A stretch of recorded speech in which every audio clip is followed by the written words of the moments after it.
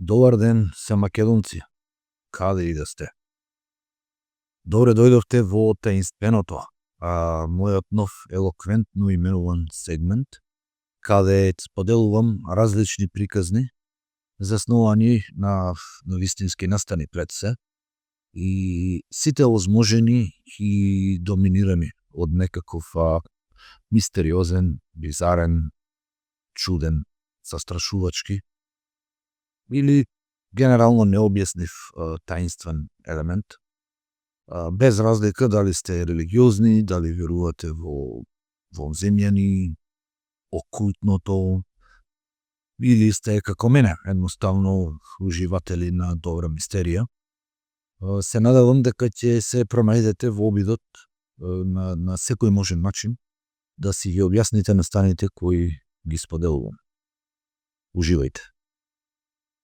Добро, значи за денес имаме навистина ла приказна која секако на многумина ќе иззвучи како апсолутна измислица и на многумина и им звучела кога била објавена во весник во 1997 година. Добро, значи се враќаме во 1984, зимата во 1984, средовечна наведувам здрава жена од Лондон, која ќе ја наречеме Госпојата, приказнала.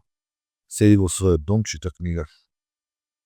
Наеднаш во незината глава слуша чуден глас кој вели: "Да молам не се плаши. Знам дека ќе ти звучи шокантно што ќе ти изборувам на овој начин, но не знаев како поинаку, ова ми изгледаше како најлесниот начин.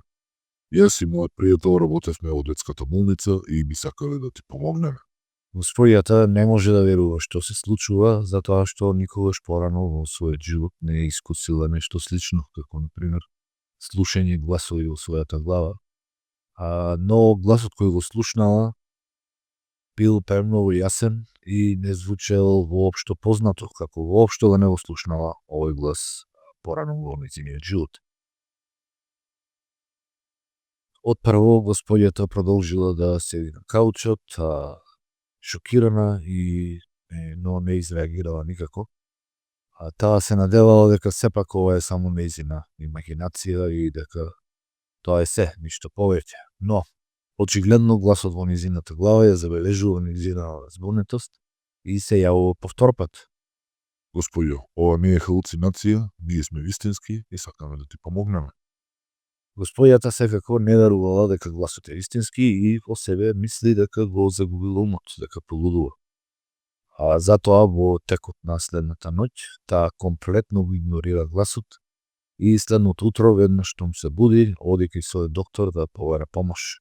Таа му објаснува на докторот што се случува и докторот ја упатува на психијатар, нормално, кој откако направил целосна проценка на незината состојба, ја известува госпојата дека не е сигурен зашто таа ги слуша гласовите и дека не постои чисто дефинирана медицинска барем причина која би го објаснила ова.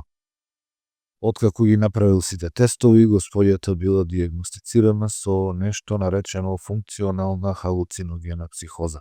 Преведено на лаички, ова значило дека госпојата халуцинирала, но без добра причина зошто.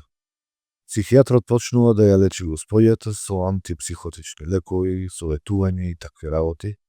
Во текот на следните неколку седмици госпојата послушно ги зема лековите и посетува сесии за советување, пошто гласовите престануваат. Откако го увидува ова, госпојата среќна оди кај психијатарот едно утро и почнува да се заблагодарува, верејќи дека гласовите конечно престанале, дека таа е многу среќна и дека докторот ја спасил. Психијатрот подоцна при разговор со новинари за оваа случка изјавува дека госпојата навистина изгледала опуштено, среќно и дека било очигледно дека таа ја кажувала вистината. Откако госпојата си заминува од кај психијатарот, таа заедно со семејството се решила да замине на одмор да го прослави сознанието дека не полудела и дека се чувствува многу подобро. Но наместо да ужива во одморот, гласовите повторно се враќаат во главата. Овој пат ја велат дека таа мора подитно да се врати во Лондон, затоа што нешто сериозно се случува со нејза и при тоа и даваат специфична адреса каде што таа треба да оди за да побара помош. Госпојата е сега преплашена, затоа што гласовите се пак во незината глава. Но она што уште повеќе ја плаши е фактот дека можеби гласовите, без разлика дали се реални или не, се во право и дека можеби навистина нешто сериозно не е уред со нејза.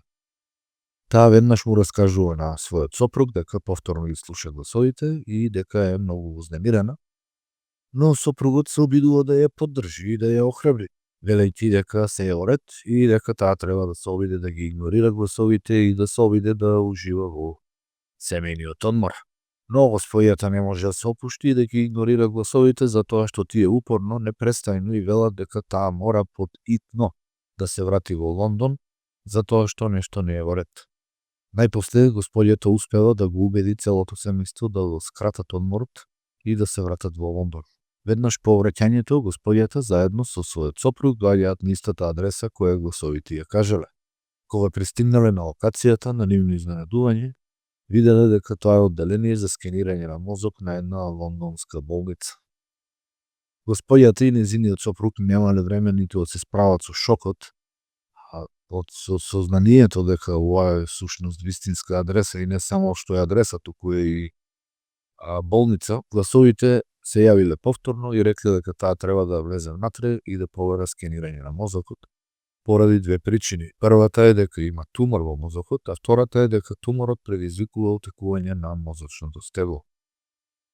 Во овој момент господјата е толку исплашена дека се тоа може да е вистина што воопшто не го ни слуша, не му ни обрнува внимание на сопругот, кој се обидувал да ја смири, да ја утеши, да најде некако логично објаснување за ова, но таа веднаш влегува внатре и од присутниот персонал побарува скенирање на мозокот.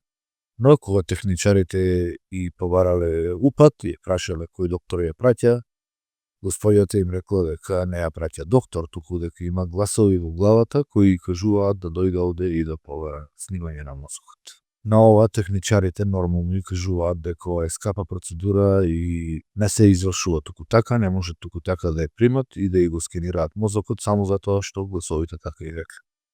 Тие објаснуваат дека за да ја скенираат, таа мора да покаже упат од специјалист. Господјата сосема разочарана и обесхрабрена од ова, во паника се јавува кај психијатарот кој ја лекувал до тогаш и му ја објаснува целата ситуација, дека гласовите повторно се појавиле и дека и рекле дека и треба снимање на мозокот. Психијатарот веќе е добро запознаен со нејзиниот случај, ја смирува, велејќи и дека ќе се јави за да закаже снимање, затоа што според него ова би бил најверојатно единствениот начин да ја смири и да ја убеди дека гласовите не се истински и дека се ова што и се случува треба да се лекува поинаку, мислејќи на психијатриска метода. Психијатарот се јавува во болницата и успела да закаже снимање за господјата и еден месец подоцна таа оди да се снима и навистина снимката покажува не само тумор во мозокот, туку и отекување на мозочното стебло. Докторите остануваат малку збунети, затоа што господјата не покажувала никакви знаци или симптоми на тумор во мозокот. Тие и објаснуваат дека во суштина таа сега има две опции, од кои првата е да чека и да види дали нешто ќе се промени, дали ќе се појават симптоми или нема ништо да се случи. А втората опција е да се оперира, со тоа што и не поменале дека операција на мозок доаѓа со одредени сериозни ризици. По кратка консултација со семејството, господјата ја одбира втората опција да се оперира и ги известува докторите, при што гласовите во нејзината глава само и потврдиле дека донела исправна одлука. Неколку дена подоцна, господјата влегува во операциона сала и операцијата завршува успешно. Откако се разбудила во болничката соба, гласовите повторно се појавуваат, велејќи: "Мило, ние што ти помогнавме, до гледање." Господјата никогаш повеќе не ги слушнала гласовите, целосно се опоравила и немала никакви компликации ниту од операцијата, ниту од туморот. До ден денес, медицинската заедница се уште нема објаснување за тоа како ова се случило, ниту кои биле гласовите во нејзината глава.